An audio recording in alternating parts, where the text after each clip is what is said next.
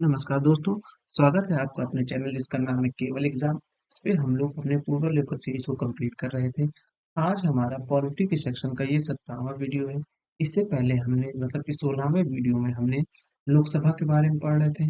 Chapter थोड़ा lengthy होने के कारण हमने लोकसभा के केवल 50 मतलब कि जो वो 50 क्वेश्चन कंप्लीट किए थे और साथ ही साथ हमने उस 50 क्वेश्चन को कंप्लीट करने से पहले हम पूरा लोकल में जो नोट्स दिया रहता है उसको पढ़ चुके थे। आज हम 50वें क्वेश्चन के बाद प्रारंभ करने जा रहे हैं। स्वागत, चलिए प्रारंभ करते हैं। 91वां क्वेश्चन देखते हैं क्या है। ठीक है, उससे पहले बता दें, अगर आपने हमारे चैनल को अब तक सब्सक्राइब नहीं किया है तो सब्सक्राइब कर लीजिए और वीडियो पसंद आ रहा हो तो लाइक करिए और सजेशन देने के लिए कमेंट करिए। अब 91वां प्रश्न देखते हैं लोकसभा के बारे में। लेकिन इस वीडियो को देखने से पहले अगर आपने इससे पहले के वीडियो को नहीं देखा है तो उसको देख लीजिए।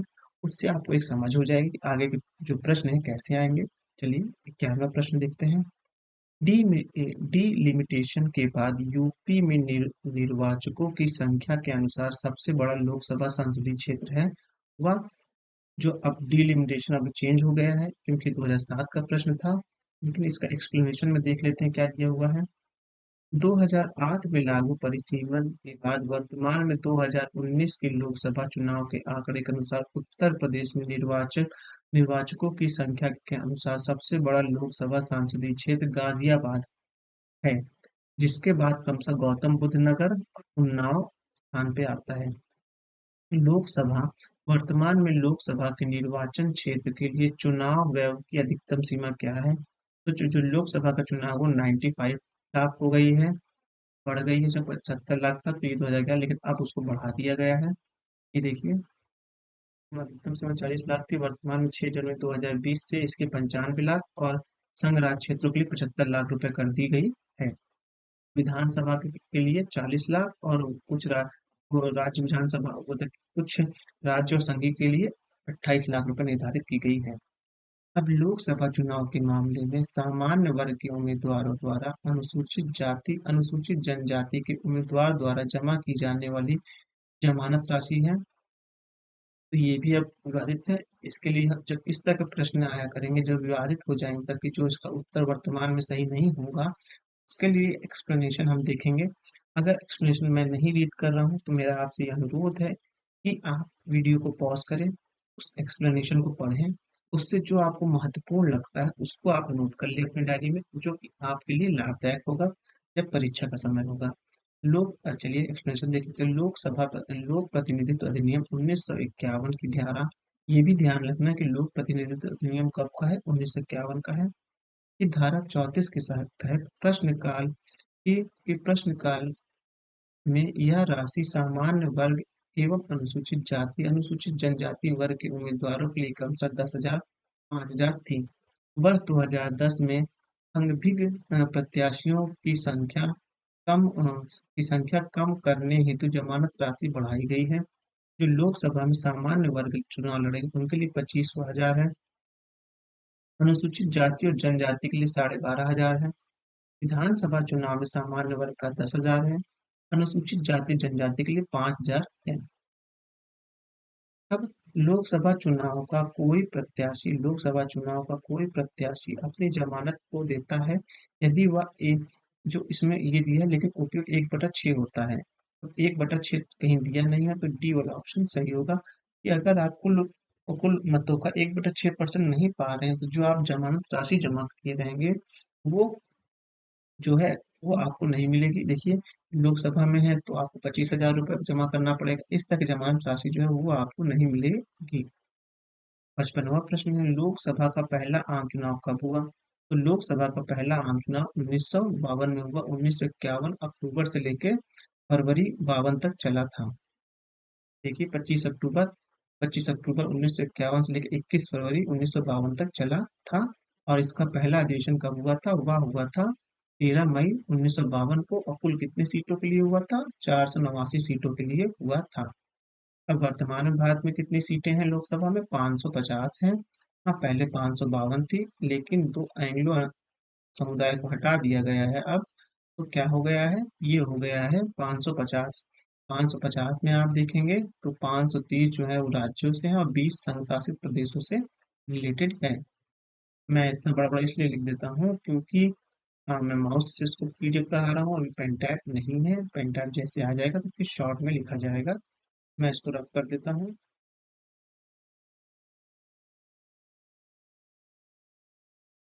इस लोकसभा का कार्यकाल 6 वर्ष का था।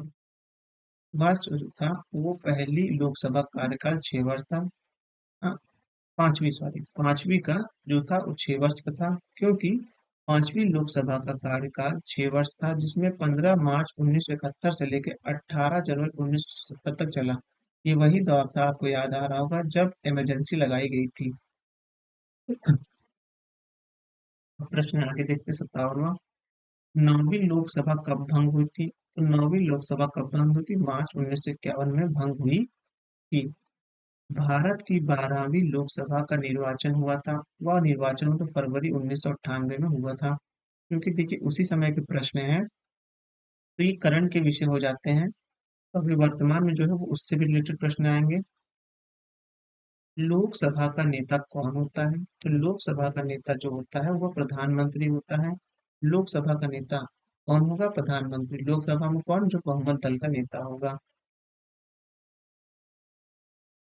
अब 60वां प्रश्न देखते हैं। निम्नलिखित कथनों पर विचार करने के लिए, लोकसभा अथवा राज्य की विधानसभा के निर्वाचन में जीतने वाले उम्मीदवार को निर्वाचित घोषित किए जाने के लिए किए गए मतदान का कम से कम 50% मत पाना अनिवार्य है। तो यह आप देखेंगे यह गलत है। ये पूछ रहा है कि अगर जितने उम्मीद हैं, उम्मीदवार मतलब जितने भी वोट पड़े उसको 50% पाएगा तभी कोई जीते, गलत है। मान लीजिए 100 वोट पड़ने हैं टोटल उस क्षेत्र में। हाँ, लोकसभा या राज्य विधानसभा में 100 वोट पड़ने हैं, लेकिन और 100 वोट का जब ये 50%, मतलब 50 वोट जो पाएगा वही विजयी होगा। लेकिन ऐसा नहीं होता है।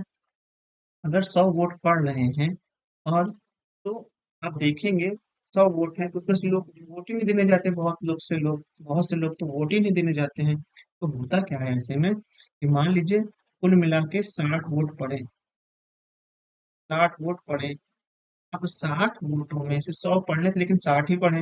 हाँ, तो इस 60 वोट में जो ज्यादा पाएगा 50%, वो मान्य होगा। ये कहना चाहे तो इस हिसाब से देखा जाए, क्वेश्चन पढ़ा जाए तो ये प्रश्न गलत हो जा रहा है। हाँ, और साथ ही फिर दूसरा पढ़ते हैं। भारत के संविधान में अधिकतर उपबंधों के अनुसार लोकसभा के अध्यक्ष का पद बहुमत दल के अ, नेता को जाता है तथा उपाध्यक्ष का पद विपक्ष को जाता है। ये सही है कि ये अब तक बहुमत, ये तक ये प्रथा चले कि उपाध्यक्ष का पद जो है वो आपको मतलब विपक्षी दल के नेता को जाएगा। लेकिन लोकसभा का जो अध्यक्ष होगा उसका पद बहुमत दल वाले नेता को नहीं जाता, मतलब कि नहीं होता। उन सभी लोगों में जो चुने हुए जाते हैं उनमें से चुना जाता है और एक अध्यक्ष बनाया जाता है। रफ करते रहें। इस प्रकार प्रश्न देखेंगे तो डी वाला इसका ऑप्शन जो है सही होगा। ना ही ए सही है ना ही बी सही है। ये लेटेस्ट क्वेश्चन 2017 में किसी न किसी परीक्षा में पूछा जा सकता है।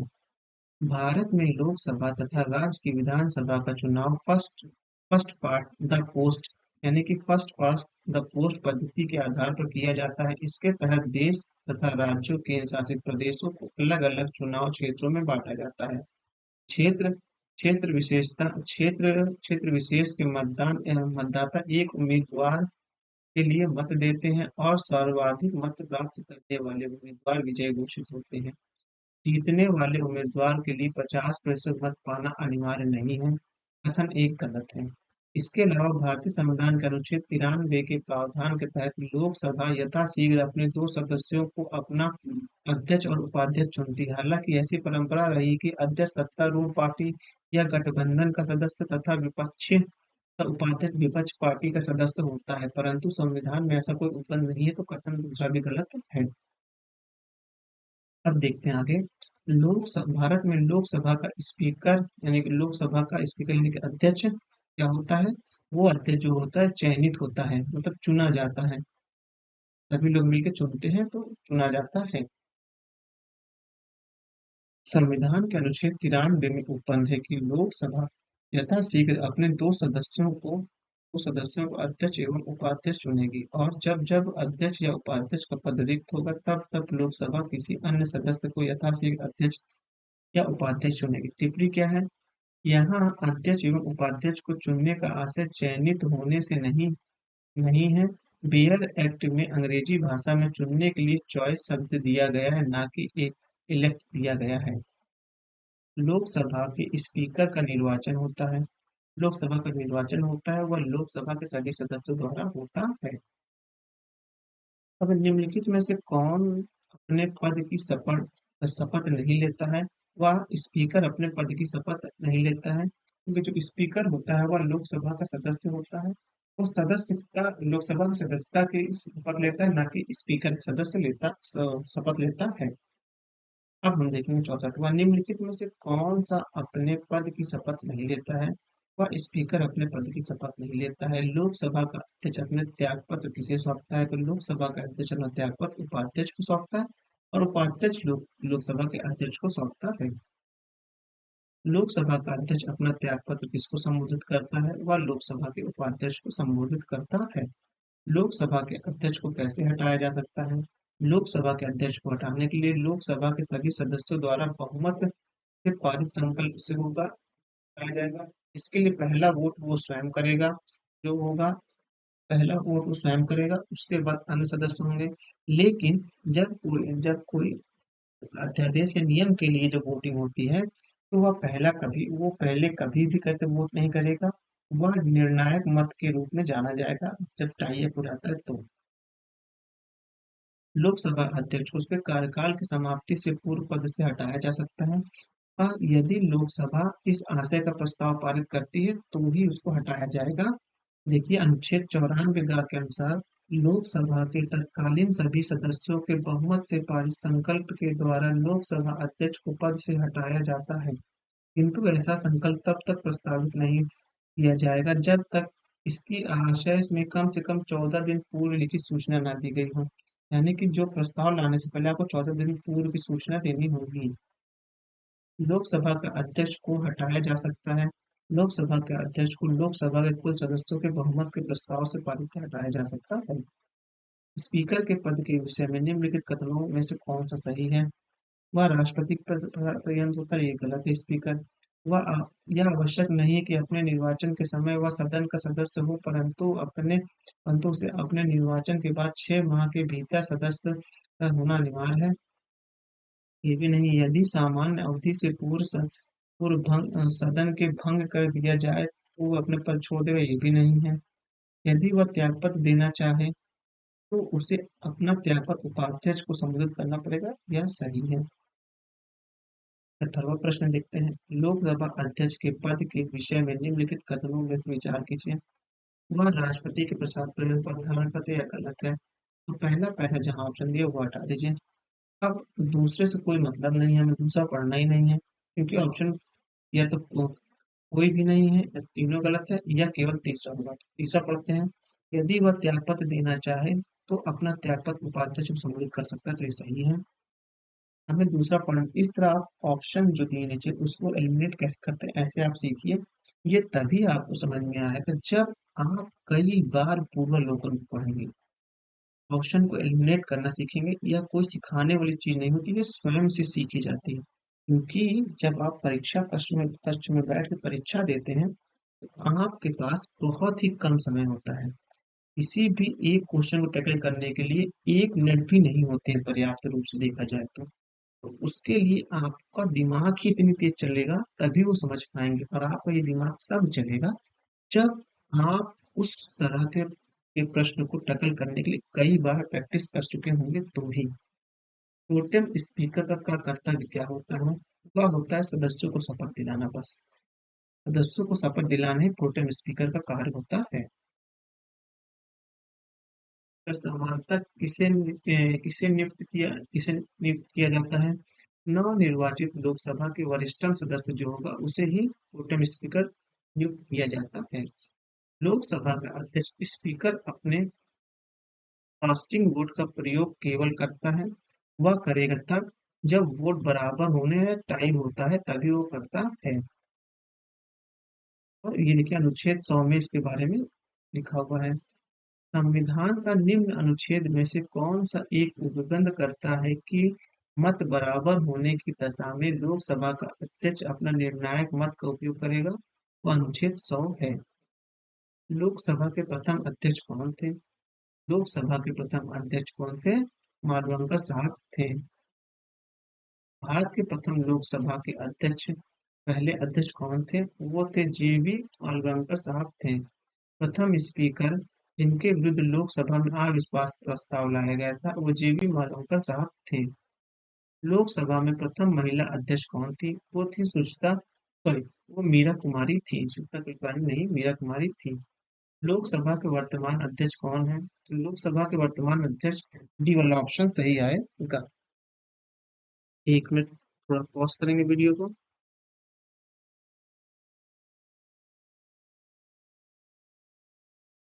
टी1 प्रश्न है, का यदि उपाध्यक्ष लोकसभा की अध्यक्षता कर रहा हो तो उन्हें एक अधिकार प्राप्त होता है। वह अधिकार होता है कि मत बराबरी की अवस्था में मतदान देने का अधिकार उनको भी मिल जाता है। निम्नलिखित में से कौन प्रथम जनजाति लोकसभा के अध्यक्ष थे? अध्यक्ष थे पी.एन. संगमा जो थे वो पहले जनजाति लोकसभा के अध्यक्ष थे। लोकसभा का सचिवालय सीधे नियंत्रित होता है, वो सीधे नियंत्रित होता है लोकसभा के अध्यक्ष के द्वारा। लोकसभा सचिवालय प्रत्यक्ष रूप से किसकी देखरेख का कार्य करता है? वह करता है लोकसभा के अध्यक्ष की देखरेख में काम करता है। अब 50वां प्रश्न है कि 15वीं लोकसभा में महिला सदस्य से संबंधित निम्नलिखित कथनों पर विचार कीजिए। वे लोकसभा के कुल सदस्य का 10% से कम है। अधिकतम महिला सदस्य जो है भारतीय राष्ट्रीय कांग्रेस से है। राजस्थान में 3 महिला सदस्य निर्वाचित हुई हैं। अधिकतम महिला सदस्य संख्या उत्तर प्रदेश से निर्वाचित हुई है। तो यह विवादित प्रश्न है। इस प्रश्न की व्याख्यान आप देख लीजिएगा। इसके बाद हम देखने जा रहे हैं 86 प्रश्न देखने जा रहे हैं। निम्नलिखित कथनों पर विचार कीजिए। पहली लोकसभा में विपक्ष में सबसे बड़ा राजनीतिक दल स्वतंत्र पार्टी थी। लोकसभा के नेता प्रतिपक्ष को सर्वप्रथम 1969 में मान्यता दी गई। फिर है लोकसभा में यदि किसी दल के न्यूनतम 75 सदस्य ना हो तो उसके नेता को नेता प्रतिपक्ष के रूप में मान्यता नहीं मिलेगी। ये भी गलत है। बी वाला ऑप्शन सही है। पहली लोकसभा देखिए लिखिए, पहली लोकसभा में विपक्षी दल का राजनीतिक दल के बारे में बात की गई, पर लेकिन राजनीतिक नेता के तौर पर पहली बार मान्यता अभी मिली है, तो ये तो पहले एडमिट हो गया, ये एडमिट हो गया। बी वाला ऑप्शन सही है।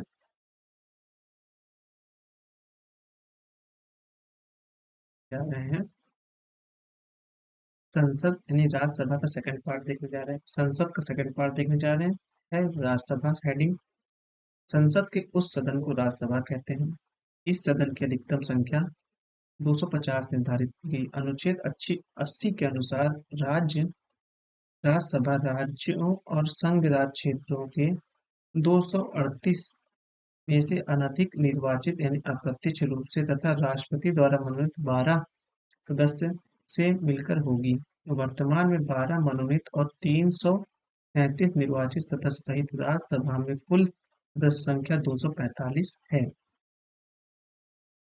राष्ट्रपति द्वारा नामांकित किए जाने वाले सदस्य ऐसे होंगे जिन्हें साहित्य, विज्ञान, कला और समाज सेवा में से विशेष ज्ञान या व्यावहारिक अनुभव। राज्यसभा में प्रत्येक राज्य के प्रतिनिधित्व का निर्वाचन उस राज्य की विधानसभा के निर्वाचित सदस्य द्वारा किया जाता है। राज्यसभा के लिए निर्वाचित अनुपातिक प्रतिनिधित्व पद्धति के अनुसार एकल संक्रमण मत द्वारा किया जाता है। राज्यसभा राज्यसभा का विघटन नहीं होता है। यह एक स्थायी सदन है। राज्यसभा के यथासंभव निकटतम एक तिहाई सदस्य प्रत्येक 2 वर्ष की समाप्ति पर सेवानिवृत्त हो जाते हैं। इस प्रकार इसके सदस्यों का कार्यकाल 6 वर्ष होता है। राज्यसभा का उपसभापति राज्यसभा का सदस्य नहीं होता है। भारत का उपराष्ट्रपति राज्यसभा का प्रधान सभापति होता है। जब उपराष्ट्रपति राष्ट्रपति के रूप में कार्य करता है, तो उसे राज्यसभा का सभापति के रूप में कोई वेतन नहीं या भत्ता नहीं मिलता है। इस अवधि में वह राष्ट्रपति को मिलने वाले वेतन एवं भत्ते प्राप्त करता है। राज्यसभा अपने सदस्यों में से एक उपसभापति चुनती है। उपसभापति अपना त्यागपत्र सभापति को देता है। उपसभापति को राज्यसभा बहुमत से पद से हटा सकती है। जब राष्ट्रपति का पद रिक्त हो तो उपराष्ट्रपति उस पद का कर्तव्य का पालन करते हैं। जब उपराष्ट्रपति को उसके पद से हटाने का कोई संकल्प विचाराधीन हो तब वह सभापति के रूप में पीठासीन नहीं होगा। राज्यसभा में राज्यसभा में राज्यों का प्रतिनिधित्व उनकी जनसंख्या के अनुपात में किया जाता है। वर्ष 2003 में लोक प्रतिनिधित्व अधिनियम 1951 में संशोधन के माध्यम से यह व्यवस्था की गई कि कोई व्यक्ति राज्यसभा के लिए कि कहीं से भी चुनाव लड़ सकता है, चाहे वह किसी भी राज्य का संसदीय क्षेत्र या पंजीकृत मान्यता हो। अनुच्छेद 312 के तहत अखिल भारतीय सेवा का सृजन राज्यसभा की एकांकित शक्ति है, यानी कि राज्यसभा ही यह अखिल भारतीय सेवाओं का सृजन करती है। भारत के संघ राज्य क्षेत्र में भारत के संघ राज्य क्षेत्र में से मात्र तीन, यानी कि दिल्ली, पौंडीचेरी तथा जम्मू और कश्मीर संघ राज्य क्षेत्र के प्रतिनिधित्व राज्यसभा में शामिल होते हैं। भारतीय संविधान की चौथी अनुसूची में राज्यसभा के लिए राज्यों व संघ राज्य स्वतंत्र सीटों के आवंटन का प्रावधान उल्लिखित है। संविधान के अनुच्छेद 249 के तहत यदि राज्यसभा अपने उपस्थित एवं मतदान देने वाले कम से कम 2/3 बहुमत से ऐसा संकल्प पारित करे कि राज्य सूची के किसी विषय पर विधि बनाना राष्ट्र हित में आवश्यक है, तो संसद उस विषय पर विधि बना सकती है, परंतु यह प्रस्ताव एक वर्ष में एक से अधिक समय तक अस्तित्व में नहीं रह सकता है। अनुच्छेद 250 के अनुसार आपातकाल की स्थिति में संघ की राज्य सूची में उल्लेखित किसी विषय के संबंध में भारत के संपूर्ण राज्य क्षेत्र या उसके किसी भाग के लिए कानून बनाने की शक्ति होती है, परंतु आपातकाल की समाप्ति के पश्चात 6 महीने की अवधि से अधिक यह प्रावधान प्रभावी नहीं रहता है। अनुच्छेद 252 के अनुसार दो या दो से अधिक राज्यों के विधानमंडल यह प्रस्ताव पारित करें, यदि संसद से अनुरोध करें कि राज्य सूची के विषय पर संसद द्वारा कानून बनाया जाए, तो संसद उन राज्यों के संदर्भ में उन विषयों पर कानून बना सकती है। अनुच्छेद 253 के अनुसार संसद को किसी अन्य देशों के साथ संधि अथवा समझौते को लागू करने के उद्देश्य से किसी भी विषय पर कानून बनाने का अधिकार है। अब प्रश्नोत्तर देख लेते हैं। राज्यसभा की निश्चित सदस्य संख्या कितनी है? वो है 250 है। राज्यसभा में होते हैं राज्यसभा में 250 सदस्य होते हैं, जिसमें से 12 सदस्य राष्ट्रपति द्वारा मनोनीत होते हैं। राज्यसभा तीसरा प्रश्न है, राज्यसभा में राज्यों को प्रतिनिधित्व निम्नलिखित में से किस आधार पर दिया जाता है? वह दिया जाता है उनकी जनसंख्या के अनुपात के अनुसार दिया जाता है। निम्नलिखित कथनों पर विचार कीजिए। संघ राज्य क्षेत्रों का राज्यसभा से प्रतिनिधित्व नहीं होता है। फिर उसके बाद है, इसमें पूछा कौन सही है। निर्वाचन झगड़ों का निर्णय करना मुख्य निर्वाचन आयोग के अधिकार क्षेत्र में, ये भी गलत है। ये सुप्रीम कोर्ट के अंदर आता है। भारत के संविधान के अनुसार संसद में केवल लोकसभा और राज्यसभा होगी, गलत है। राज्यसभा और राष्ट्रपति होते संसद के अनुसार, तो ये भी गलत होगा, तो इसमें से कोई भी सही नहीं है। राज्यसभा के सदस्य चुने जाते हैं। राज्यसभा के सदस्य राज्यों की विधानसभा से चुने जाते हैं। राज्यों की विधानसभा होगी उनसे चुने जाएंगे। हाँ, निम्नलिखित में से राज्यसभा के विषय में कौन सा सही है? यह भंग नहीं की जा सकती है, यह सही है। इसका कार्यकाल 5 वर्ष होता है, गलत है। ये 6 वर्ष की होती है। प्रत्येक 2 वर्ष के बाद इसके 1/3 सदस्य का कार्यकाल समाप्त हो जाता है, ये भी सही है। इसके सदस्य होने की उम्र 25 वर्ष से कम आयु के नहीं होना चाहिए, ये भी गलत है। इसकी आयु कम से कम 30 वर्ष होनी चाहिए। कथन और कारण के प्रश्न हैं। राज्यसभा का विघटन नहीं होता है क्योंकि यह यथा लगभग एक तिहाई सदस्य हर दूसरे वर्ष हर दूसरे वर्ष सेवानिवृत्त हो जाते हैं। तो सही है, इसीलिए नहीं होता है, सही है। राज्यसभा राज्यसभा के सदस्यों का कार्यकाल कितने वर्ष का होता है? वह 6 वर्ष का होता है। अब उसके बाद आएगा, राज्यसभा के संदर्भ में निम्नलिखित में से कौन सा कथन सही है? तो वह सही है। आप देखेंगे, इसके एक तिहाई सदस्य प्रति 2 वर्ष का अवकाश प्राप्त करते हैं, यह सही है पहला वाला। राज्यसभा के सदस्य चुने जाते हैं, 6 वर्ष के लिए चुने जाते हैं। राज्यसभा के स्थायी सदन कहते हैं क्योंकि इसका कभी विघटन नहीं किया जा सकता है। हमारे संविधान के अनुसार राज्यसभा का कार्यकाल जो होगा वो कभी समाप्त होने का विषय है ही नहीं है। इसके सदस्य केवल 6 वर्ष के लिए चुने जाते हैं और दो प्रत्येक सदस्य 2 वर्ष मतलब कि जो दूसरे वर्ष एक तिहाई सदस्य अपना इस पद से हट जाते हैं। राज्यसभा को भंग करने का अधिकार किसे है? उपयुक्त में से किसी को नहीं है। राज्यसभा से संबंधित निम्नलिखित कथनों में से कौन सा एक सही है? वह राज्यसभा का विघटन कभी नहीं होता, यह सही है। राज्यसभा कैसे भंग होती है? उपयुक्त में से कोई भी राज्यसभा कभी भंग नहीं होती है। राज्यसभा किसके द्वारा भंग की जा सकती है? राज्यसभा किसी के द्वारा भी भंग नहीं की जा सकती है, तो ऑप्शन नंबर डी सही है। राष्ट्रपति राष्ट्रपति द्वारा राज्यसभा के कितने व्यक्ति मनोनीत किए जाते हैं? तो वो 12 व्यक्ति होते हैं। राष्ट्रपति मनोनीत कर सकते हैं, राज्यसभा में 12 सदस्यों को मनोनीत कर सकते हैं, तो डी वाला ऑप्शन सही है। राज्यसभा के सदस्य बनने हेतु अर्हताओं के संबंध में निम्नलिखित कथनों पर विचार कीजिए तथा नीचे दिए गए पूर्वों का सही उत्तर चुनिए। उम्र कम से कम 30 वर्ष होनी चाहिए, सही है। जहां जहां से जहां से अभ्यर्थी का निर्वाचन किया जाए उस राज्य की मतदाता सूची में मतदाता के रूप में पंजीकृत होना चाहिए, ये गलत है। 2003 में इसको बदल दिया गया था। और ये प्रश्न 2008 में आ रहा है, तो जाहिर सी बात है बी वाला ऑप्शन गलत हो जाएगा। राज्य के अंतर्गत लाभ का पद धारित नहीं होना चाहिए, ये भी सही है। राज्यसभा के चुनाव के लिए अपेक्षित न्यूनतम आयु कितनी है? वह 30 वर्ष है। प्रथम अभिले प्रथम अभिनेत्री जो राज्यसभा के लिए नामित हुई थी वो थी नरगिस दत्त, वो हुई थी 1999 का प्रश्न आया था।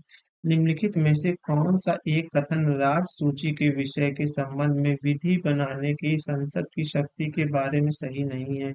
वह है, राज्य सूची में सम्मिलित विषय के संबंध में राष्ट्रहित विधि केवल राज्यसभा बना सकती है, क्योंकि केवल शब्द जो आ गया है वो कभी नहीं हो, ये गलत हो जाएगा, तो ये पूरे कौन सही नहीं है, तो ये वाला ऑप्शन सही होगा। अब आ रहा है, राष्ट्रपति ने राष्ट्रहित में भारत राष्ट्रहित में भारत की संसद राज्य सूची के किसी विषय पर विधि शक्ति प्राप्त कर लेती है यदि इसके लिए एक संकल्प हो, वो है राज्यसभा द्वारा अपने उपस्थित एवं मतदान देने वाले सदस्यों के कम से कम 2/3 बहुमत पारित होने पर। ये जो है ऑप्शन सही होगा।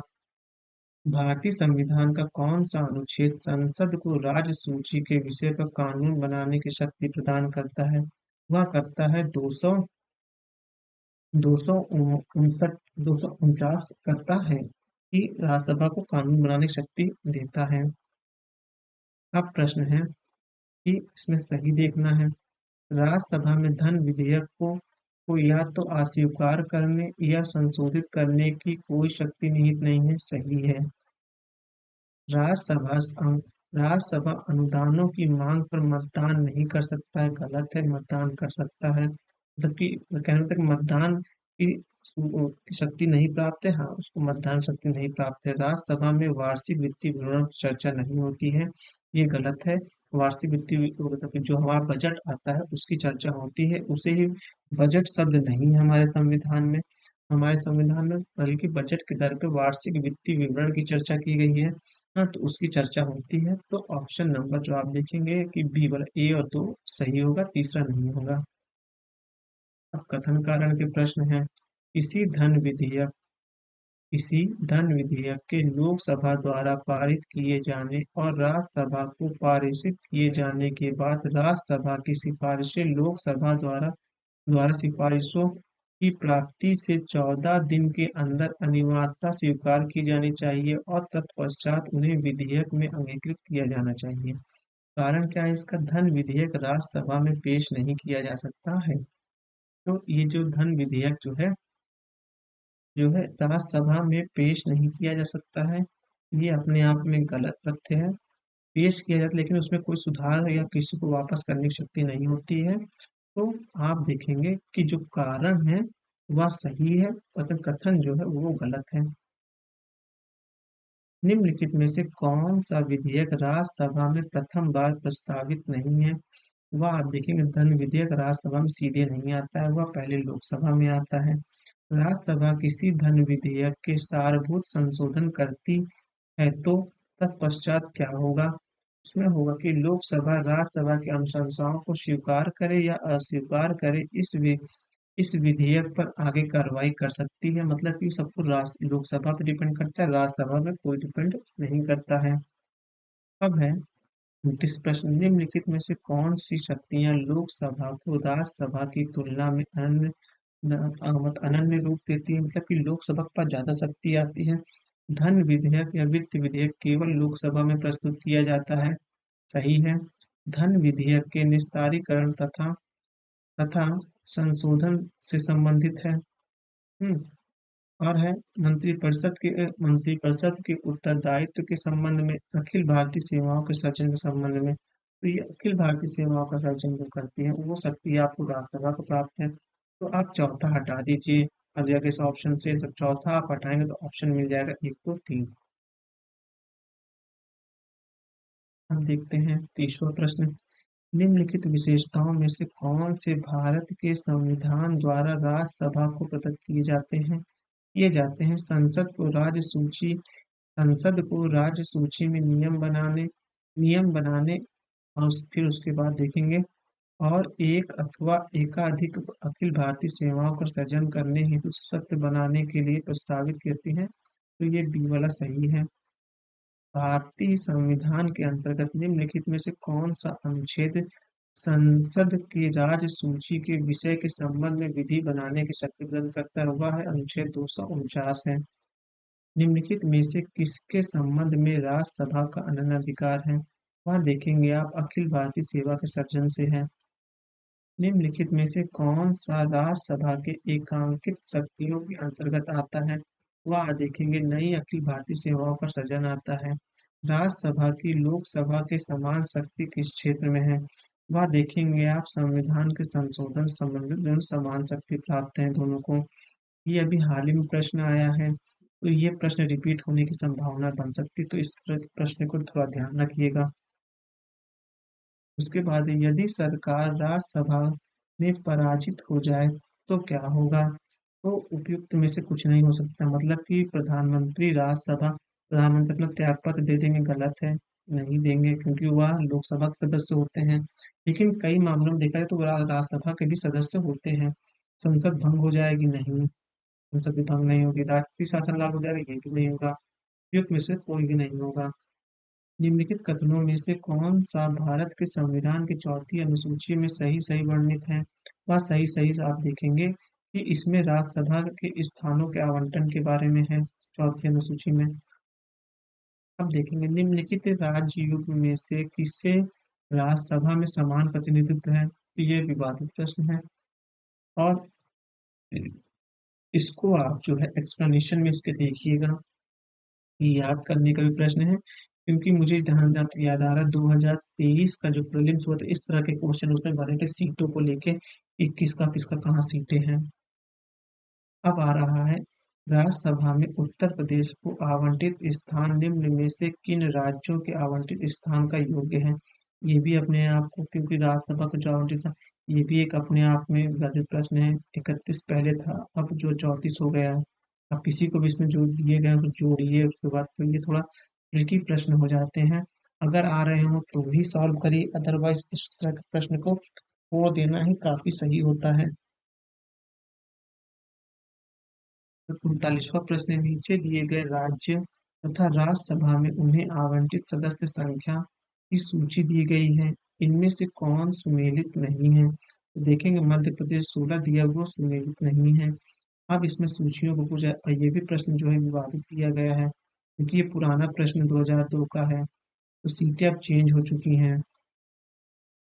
अब देखेंगे कि जो राज्य हैं, और ये दिया गया है राज्यसभा में सीटें, और ये 2020 से 2021 का प्रश्न है, तो ये लेटेस्ट प्रश्न है, तो इसका आंसर दिया हुआ है इसमें देखिए। राज्यसभा, राजस्थान को 10 सीटें हैं राज्यसभा में, सही है। फिर गुजरात है, गुजरात को 11 सीटें हैं, गुजरात को 11 सीटें हैं। अब आएगा कर्नाटक, कर्नाटक को आप देखेंगे 12 सीट है, पंजाब को 7 सीट है। अब इस तरह प्रश्न में भी है, गुजरात को 11 सीट है, कर्नाटक को 12, केरल को 9, उड़ीसा को 10। अब कौन सुमेलित नहीं है? आंध्र प्रदेश को 18 सीट दी गई है, ये सुमेलित नहीं है, अदरवाइज उड़ीसा को 10 सही है, तमिलनाडु को 18, महाराष्ट्र को 19 सीटें ये सही है। निम्नलिखित में से किस राज्य से राज्यसभा के लिए निर्वाचित सदस्यों की संख्या सबसे कम है? वह देखेंगे हिमाचल प्रदेश में सबसे कम है। जो इसमें ये ऑप्शन दिए गए हैं, इनमें सबसे कम पूछ रहा है, तो ये ध्यान रखिएगा। संघीय क्षेत्र को प्रतिनिधित्व प्राप्त है, वह प्राप्त है संसद के दोनों सदनों में। अब प्रश्न है वो 46, राज्यसभा का सभापति तथा उपसभापति उस सदन के सदस्य नहीं होते हैं, तो ये गलत है। सिर्फ जो है राष्ट्रपति जो सभापति होता है, यानी कि उपराष्ट्रपति वो नहीं होता, बाकी ये है। तो पहला वाला ऑप्शन गलत हो गया, तो पहला जहां जहां से वो काट दीजिए। अब बचा दूसरा, जबकि राष्ट्रपति के निर्वाचन में संसद के दोनों सदनों के मनोनीत सदस्य को मतदान का कोई अधिकार नहीं होता है। जो हाँ सही है, मनोनीत सदस्य को नहीं होता, निर्वाचित सदस्य को होता है, उनको उपराष्ट्रपति के निर्वाचन में मतदान का अधिकार है, ये भी सही है। दूसरा वाला सही है। अब 47वां प्रश्न, राज्यसभा का अध्यक्ष होता है, उपराष्ट्रपति जो होता है वह राज्यसभा का अध्यक्ष होता है। किसी सभा का अध्यक्ष उसका सदस्य नहीं होता है, वह होता है राज्यसभा का, क्योंकि वह उपराष्ट्रपति होता है। राज्यसभा का प्रधान सभापति होता है, उपराष्ट्रपति होता है।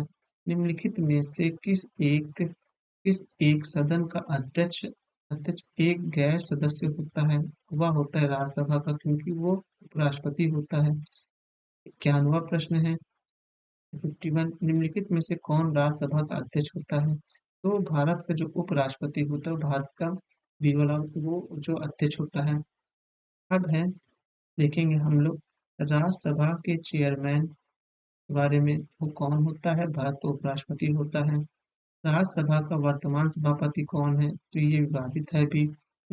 आप देखेंगे ना, तो इसमें लिखे हैं, लेकिन अभी वो चेंज हुए हैं शायद, क्योंकि 2010 का क्वेश्चन, तो इसलिए इसको विवादित माना गया है। थोड़ा सा आप कर देते हैं। राज्यसभा का सर्वप्रथम गठन किए किस वर्ष हुआ था? तो राष्ट्रपति का राज्यसभा का 1952 में ही, लोकसभा का हुआ था, राज्यसभा दोनों का इलेक्शन एक साथ हुआ था। निम्नलिखित में से किस राज्यसभा का सदस्य होते हुए भी लोकसभा की कार्यवाही में भाग ले सकता है? वह भाग ले सकता है मंत्री जो राज्यसभा का सदस्य हो, वो ले सकता है। तो इस तरह से हमने अपने वीडियो में संसद के 3 पार्ट जो दिए थे, 2 कंप्लीट कर लिए। पहला था लोकसभा कंप्लीट कर लिए, दूसरा हमने राज्यसभा कंप्लीट कर लिया। अब हम अपने नेक्स्ट वीडियो में जो संसद का तीसरा पार्ट है, उसमें देखेंगे कार्य संचालन एवं विधायी प्रक्रिया, यानी संसद के अंदर जो जैसे कार्य होते हैं उनके बारे में दिया जाएगा। जो विधायी प्रक्रिया होती है, कैसे कैसे कोई संविधान बनता है या अध्यादेश लाया जाता है, उन सब के बारे में सूचना इसमें दी रहेगी। अगर आपको चैनल पसंद आ रहा है तो चैनल को सब्सक्राइब करिए, वीडियो पसंद आ रहा है तो लाइक करिए, अपने सुझाव देने के लिए कमेंट भी करिए। धन्यवाद।